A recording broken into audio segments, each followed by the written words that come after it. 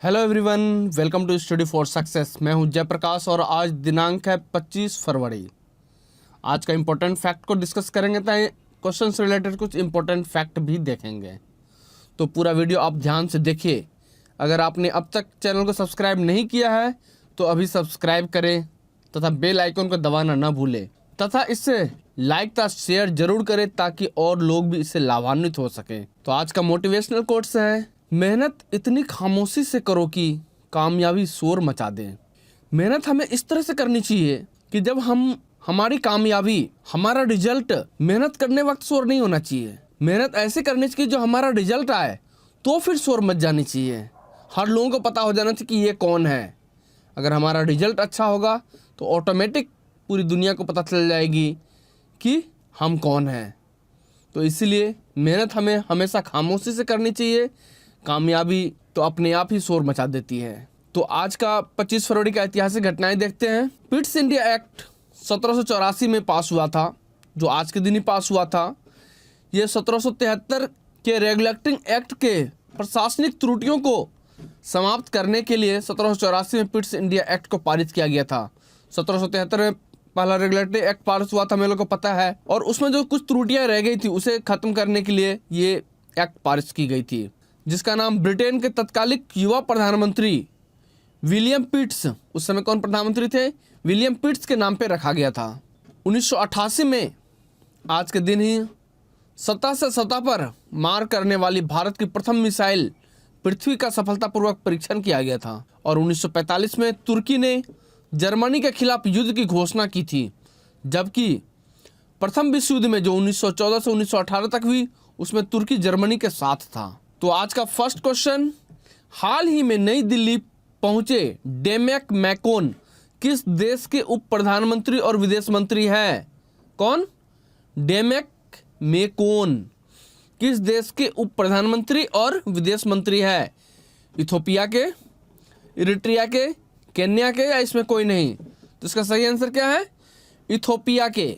ये इथोपिया का तस्वीर है, पूर्व में है सोमालिया, ये डिजिबूटी और यह है इरिट्रिया। इसे हॉर्न ऑफ अफ्रीका भी कहते हैं। बहुत सारे एग्जाम में ये पूछा जा चुका है कि हॉर्न ऑफ अफ्रीका में कौन कौन से देश है, तो कौन कौन सा है? इथोपिया, सोमालिया, डिजिबूटी और इरिट्रिया। ये रही रेड सी, लाल सागर, इधर है सूडान, इधर है साउथ सूडान। आप देखते ही हो कि आपस में आए दिन ये लड़ाई करते रहते हैं।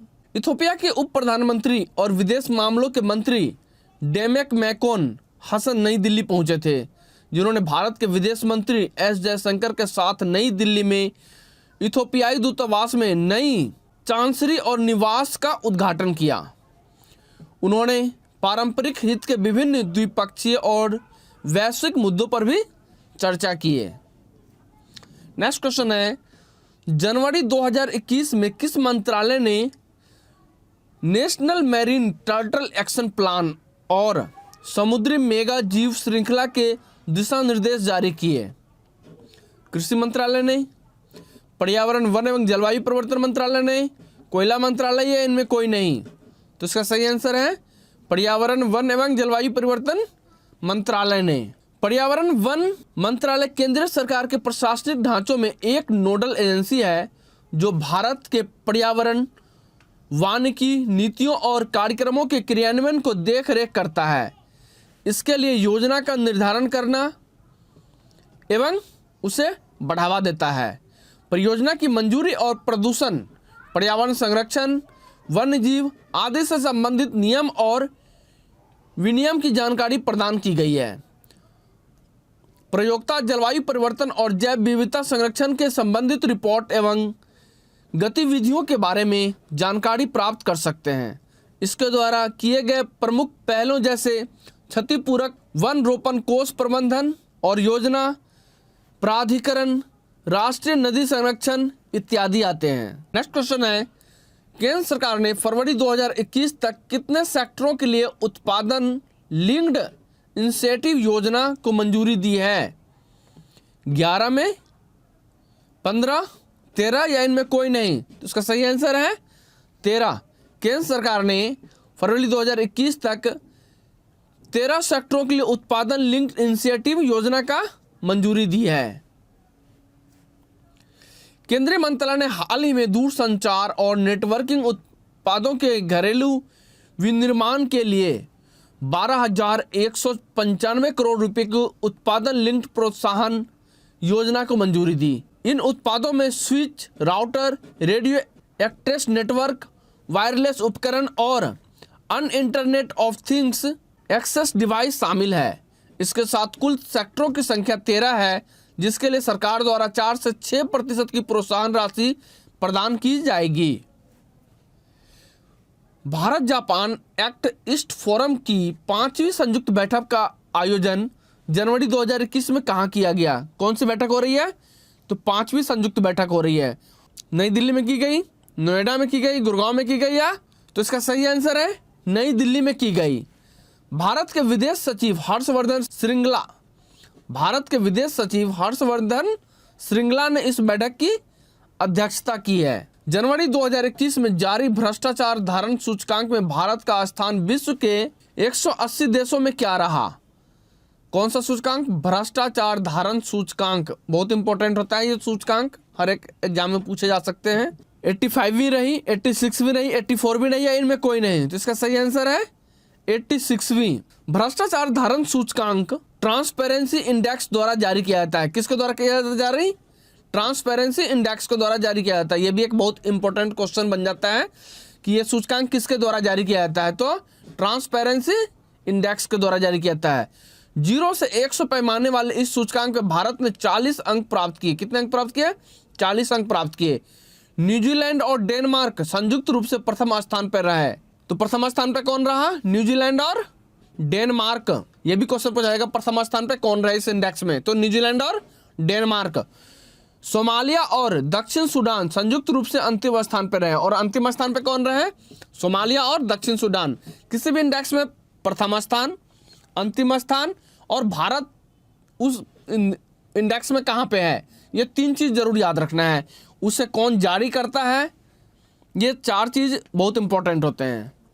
नेक्स्ट क्वेश्चन है, प्रधानमंत्री किसान संपदा योजना किस केंद्रीय मंत्रालय के तहत लागू की जा रही है? कौन सी योजना? प्रधानमंत्री किसान संपदा योजना। पर्यावरण और वन मंत्रालय द्वारा, खाद्य प्रसंस्करण उद्योग मंत्रालय द्वारा, कृषि मंत्रालय द्वारा, या इनमें कोई नहीं? तो इसका सही आंसर है खाद्य प्रसंस्करण उद्योग मंत्रालय के द्वारा। प्रधानमंत्री किसान संपदा योजना खाद्य प्रसंस्करण उद्योग मंत्रालय द्वारा कार्यान्वित की जाने वाली एक प्रमुख योजना है।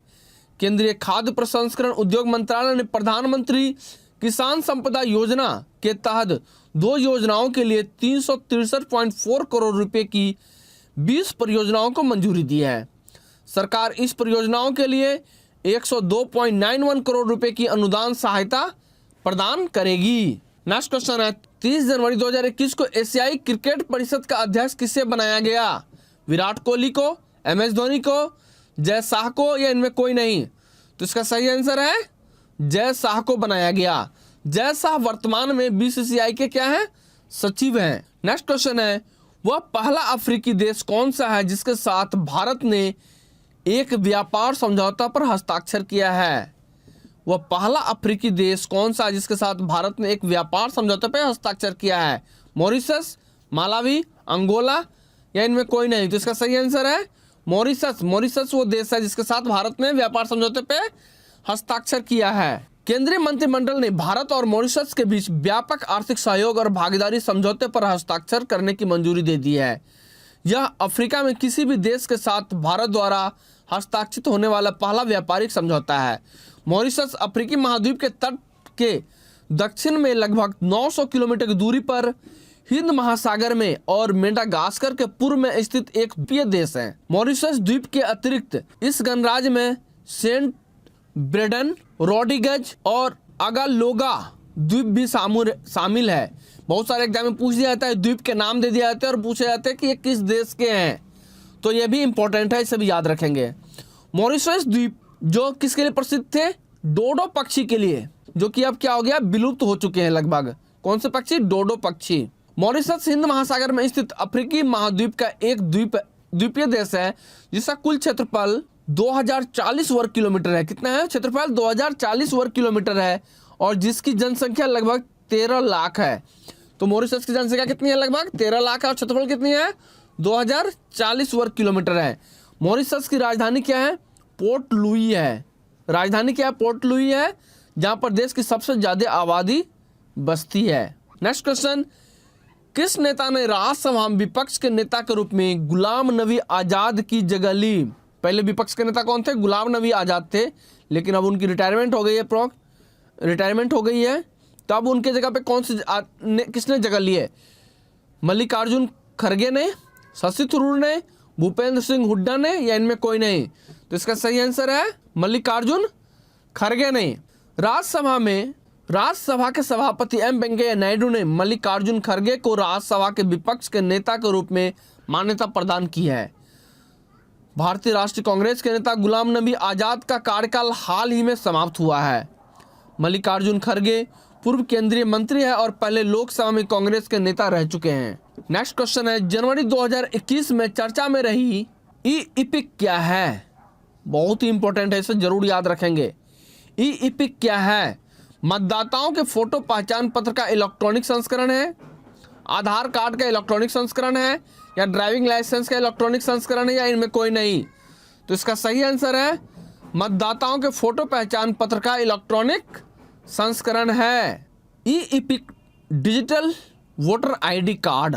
ई-इपिक क्या है? डिजिटल वोटर आईडी कार्ड है। चुनाव आयोग ने 25 जनवरी यानी मतदाता दिवस, 25 जनवरी कौन सा दिवस मनाते हैं हम लोग? मतदाता दिवस मनाते हैं, कि डिजिटल वोटर कार्ड की सुविधा को शुरू किया इन्होंने। इस डिजिटल वोटर आईडी कार्ड को इलेक्टोरल फोटो आइडेंटिटी कार्ड कहा जाता है। यह वोटर कार्ड को नॉन एडिटेबल पीडीएफ फॉर्म में ई आधार कार्ड के तर्ज पे। आज का वीडियो यहीं समाप्त होता है। अगर आपको ये वीडियो पसंद आए तो प्लीज़ इसे लाइक, शेयर एंड सब्सक्राइब जरूर करें। मिलता हूँ आपसे कल सुबह, तब तक के लिए धन्यवाद।